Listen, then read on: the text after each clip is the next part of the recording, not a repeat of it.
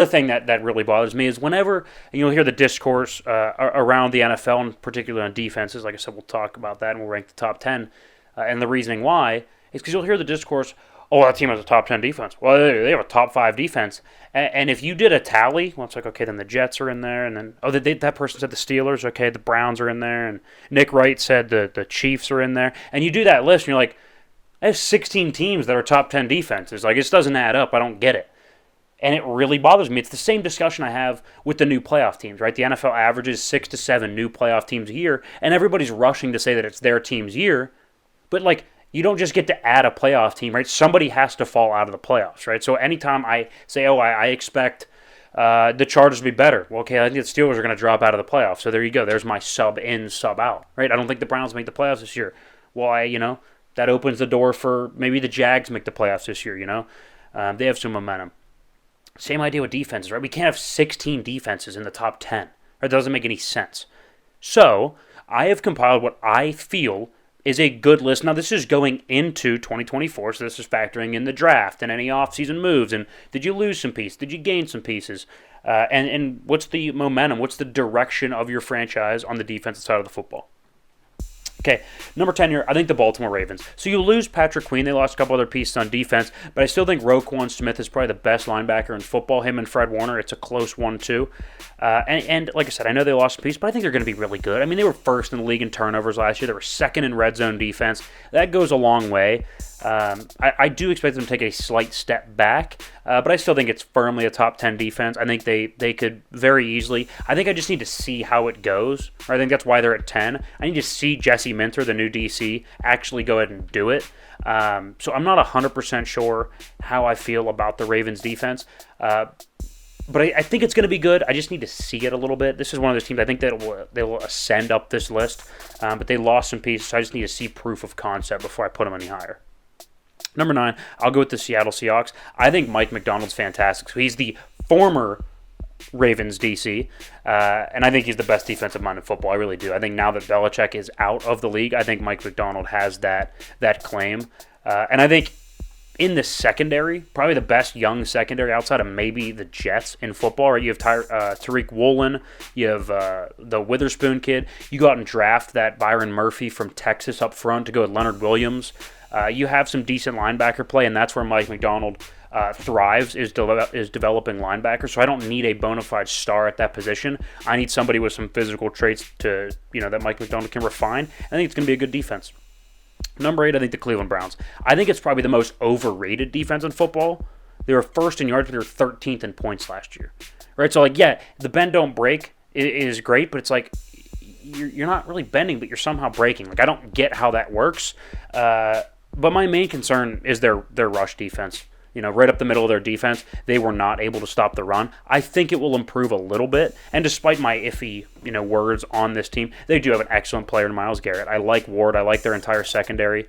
I think JOK, their linebacker, is one of my favorite underrated linebackers in football. Overall, it's a good defense. Not my favorite. I think you'll see a lot of people have them 1, 2, or 3. I think that's a bit rich for my blood. I think 8 feels right. Number 7, the Chicago Bears. After acquiring Montez Sweat, top 7 defense in football last year, yet another year under Matt Eberflus, who's proven to be a good defensive mind. Right? He's not your Belichick, he's not your McDonald, but I think he is a firmly in the top 5 to 10 defensive minds in football.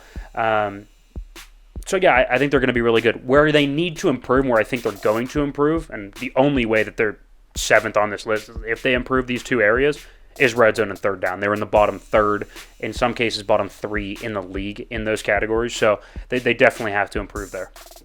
Number 6, I'll go with the Steelers. I think it's the best pass rusher in football, probably the best defensive player in football in TJ Watt. My primary concern is the secondary. That's why I'm out on them overall as a team, because I think in big moments this defense is going to get burned a little bit, but they're going to go win you 3 or 4 games just automatically, just the defense alone.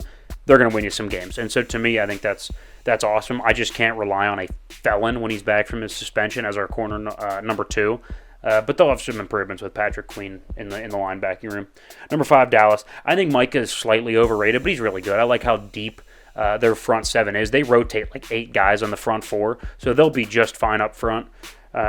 And then they're going to be better with Trayvon Diggs coming back. I worry a little bit with Dan Quinn now out of the building, the former defensive coordinator, and I worry that they're a little bit boom or bust when it comes to the secondary and turnovers. It's kind of like a pick or we're going to get burned. So if they can kind of mitigate that, we'll see how they do. Defensively, they were 5th in both yards and points last year. Houston Texans at number 4. I think DeMeco Ryans is a superstar head coach, superstar. The stats from last year aren't going to be even close to resembling a team that should be on this list. But what I think you should look at is how dominant they were versus the Browns. They were 5th in football in third down defense, believe it or not. To me, that's a mark of a really good defense. I think they're only going to improve under DeMeco.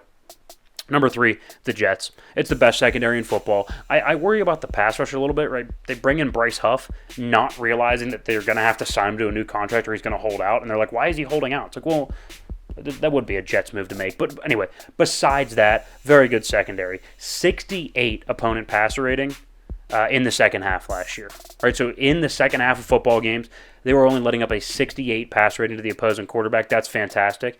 And I found this is a really weird stat. I was doing some digging. The opponent passer rating when the other offense is in hurry up, right? So you would think, oh, you have the defense on your heels. They're getting tired. No, 43.5. They'd be better like spiking the football and hurry up. That's absurd.